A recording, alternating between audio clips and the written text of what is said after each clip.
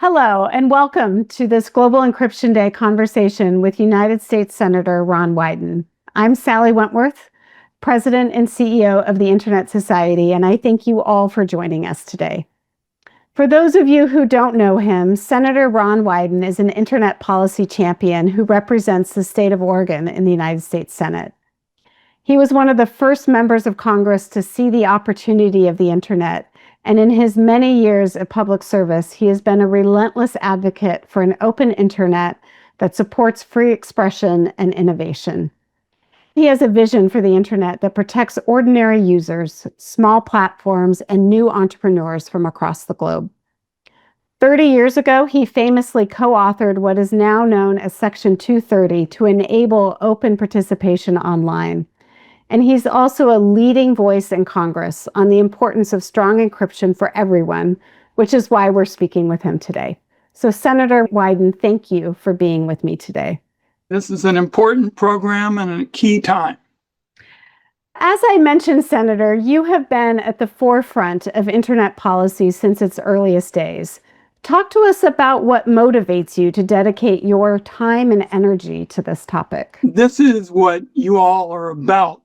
But let me walk through a couple of the basics. To me, internet policy is everything. It is health policy, it's labor policy, it's trade policy, it's criminal justice policy. For example, when you fight for consumer privacy, you're fighting for the right of people to seek reproductive health care without being spied on by anti-abortion prosecutors or data brokers. Fighting for encryption is fighting for workers to organize their workplaces using end-to-end encryption messengers free from the prying eye of bosses. And the reality is that's what you all have been all about for all these years. And it just seems to me it would be a dereliction of duty as a public official for I and others to not pick up on the important work you all are doing.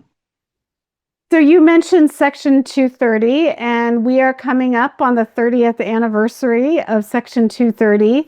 People have a lot of interpretations of that piece of legislation, but can you start our conversation by explaining why you helped to write it and why you think it's so important when we speak about online safety?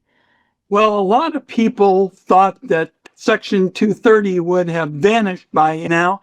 I'm glad that we're here, glad that you all want to talk about it. And the reason that I wrote Section 230 is I wanted to apply the First Amendment to the internet and give companies that host user speech a practical and straightforward way to fight bad faith litigation by folks who are rich and powerful.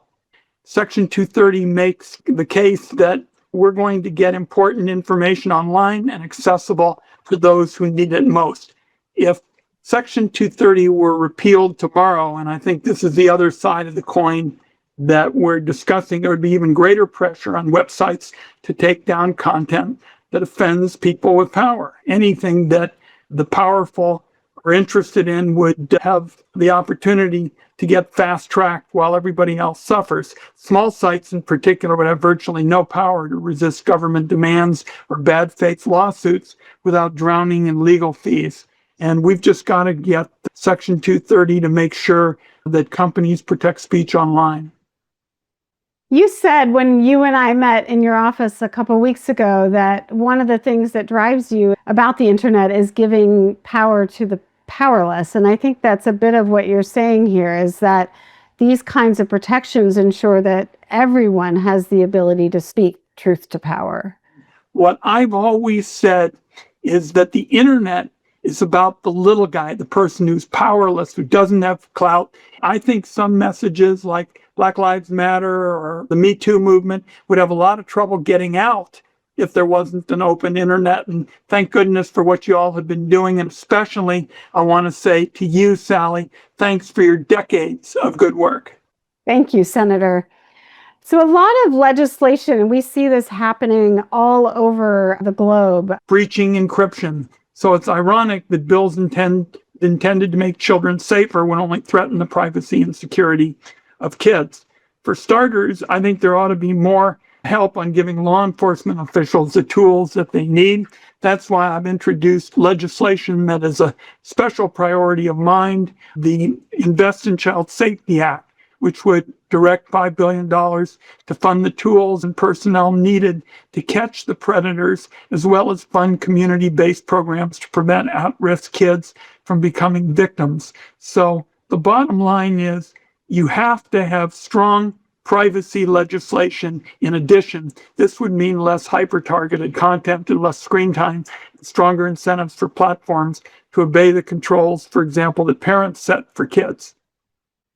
Yeah, these are really good points. I think as a parent, it's so difficult to navigate the different tools and to know how to help your child grow up in an internet age and be able to both innovate and speak and also operate safely online. That's something that we are working on in our own household. But I think what's really important is that encryption is actually part of that package. It is not the problem. It is part of the package of solutions that we need to make available to everyone. And Sally, I want to make it clear to people who are following this discussion that I don't take a backseat to anybody in standing up for protecting kids. Nancy and I are older parents. We have a 12-year-old. We're thinking and talking about this all the time.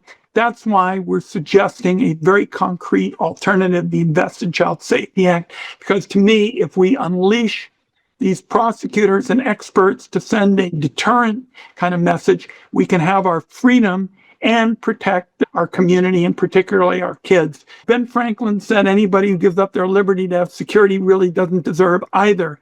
These are not mutually exclusive. We can protect our kids and we can prosecute people who are putting them at risk. So, Senator, we have a global community that we're speaking with today. I wonder if you could tell us what keeps you up at night and also what gives you hope about the future of an open, globally connected, and secure internet.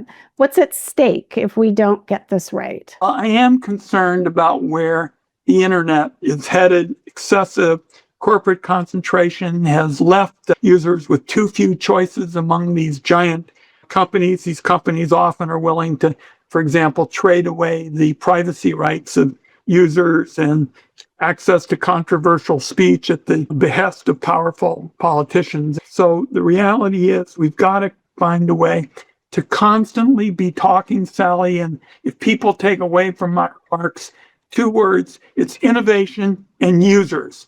Those are the 2 people, the 2 groups that are really essential to having the kind of bright future that you and I wanted when we started out these many years ago. As I said, we're a global community here at the Internet Society made up of local volunteers, technologists, companies, partners, all working to ensure that the internet is for everyone on all parts of the globe. We're also proud founding members of the Global Encryption Coalition.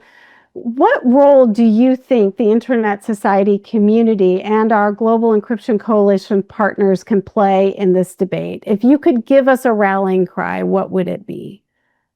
Charlie, I was thinking a lot about your asking some version of this question, and I have 2 words, and I want them to be emphasized with all the strength in my voice since I'm getting a little hoarse. I want members of the Internet Society to get loud.